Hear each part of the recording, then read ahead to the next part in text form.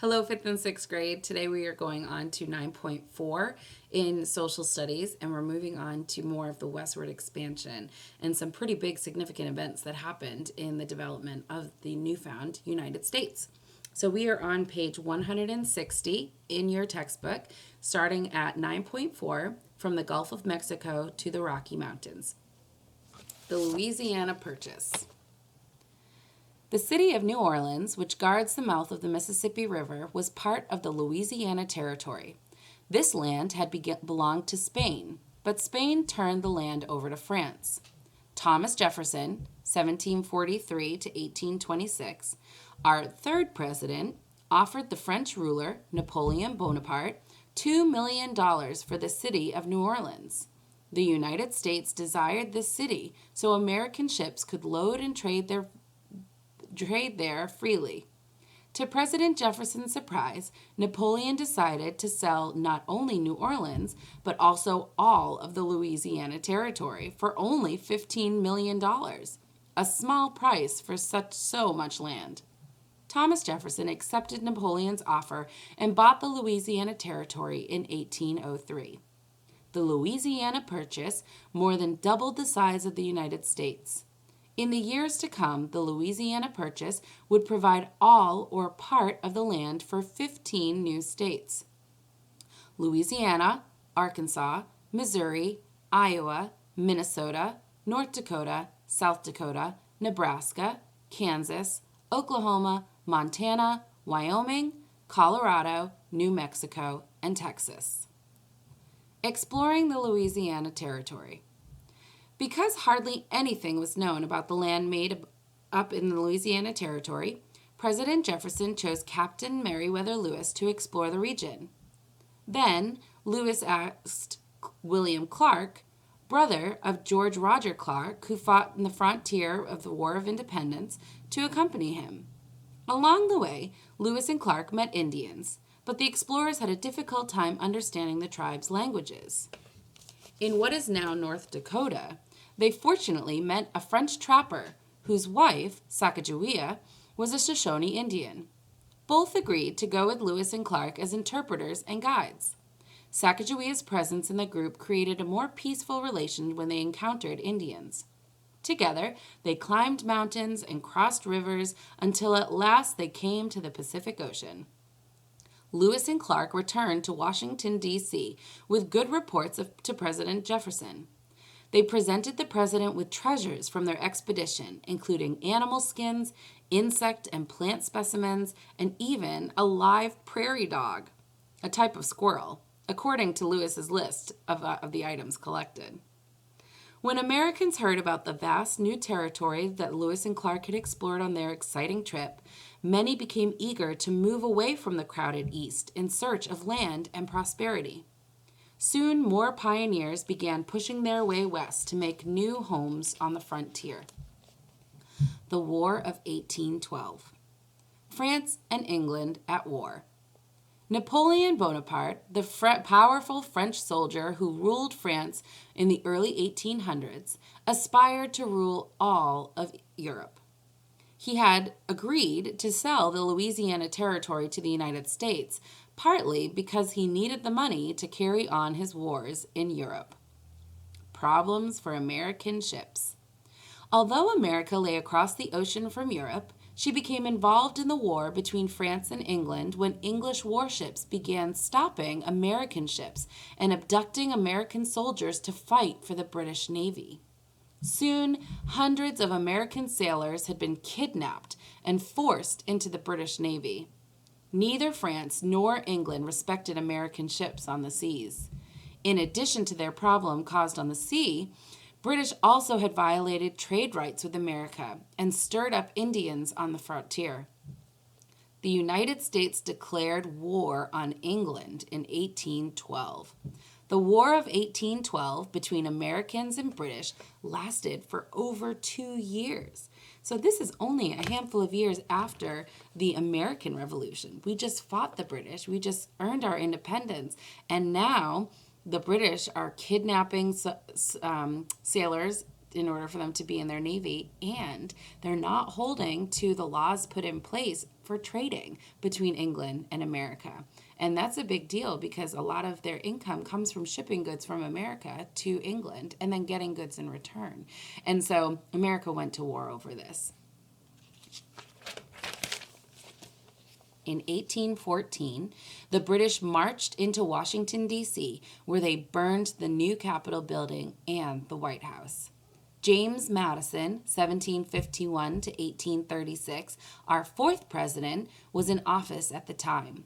Before fleeing the White House, First Lady Dolly Madison, a favorite of the American people, made certain that important government papers and portrait of George Washington were saved. Her swift actions kept valuable historic items from being destroyed by the flames.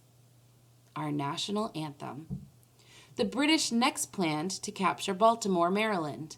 Francis Scott Key watched the attack on Fort McHenry, which guarded the entrance to Baltimore Harbor, from one of the English warships, where he was seeking the release of his friend William Beans, a prisoner of war. All through the night the battle raged. When dawn finally came, Key saw that our flag still flew over the fort. The British had failed to capture Baltimore. The sight of our battle-torn flag inspired Francis Scott Key to write the words that became our national anthem, the Star-Spangled Banner. The results of the War of 1812. Although the Treaty of Ghent officially ended the war in 1814, the fight did not cease until 1815. British troops attacked the city of New Orleans on January of 1815 before news of the treaty had reached the United States. The Americans, under the leadership of General Andrew Jackson, soundly defeated the British in the Battle of New Orleans. After 3 years of fighting, each side was ready to make peace. England finally respected our ships on the seas and were also gained the respect of other countries who were watching to see what the outcome would be. The United States proved to herself and others that she could protect herself. The people of the United States became even more thankful to be Americans. United States gains Florida. Although Spain had owned Florida for a long time, it had not ruled the land well.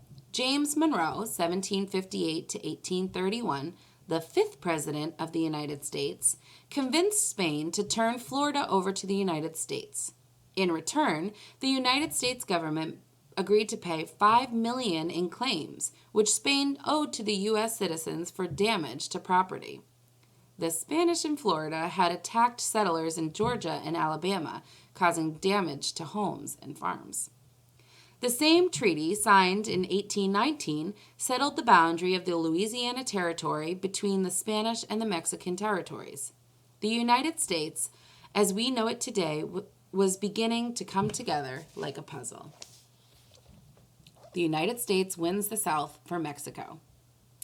In 1821, the country of Mexico fought for and won her independence from Spain.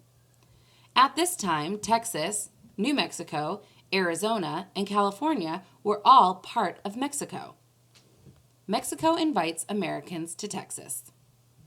In the early 1800s, the Mexican government, eager to attract more settlers to Texas, offered land at cheap prices to Americans to establish settlements. Thousands of Americans accepted Mexico's offer. Soon there were more Americans in Texas than there were Mexicans.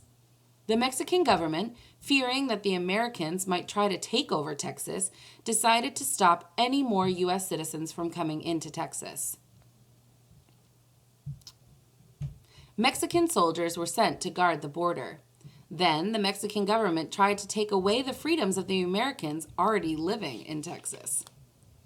In 1833, a dictator named General Santa Anna took complete control of Mexico. 2 years after coming to power, he led an army north to Texas to bring the Americans community into subjection under his rule. After several battles with the Mexican army, the Americans in Texas voted for independence in 1836. Remember the Alamo.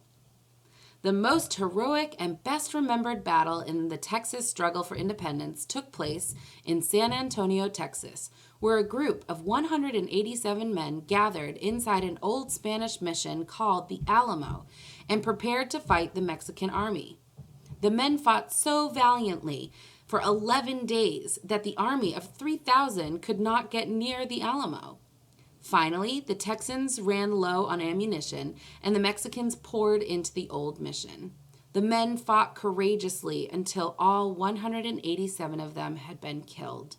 Not one man gave up. Not all of the men at the Alamo were Texans. Some of them, including frontiersman Davy Crockett of Tennessee, had come from the United States to help the Texans fight.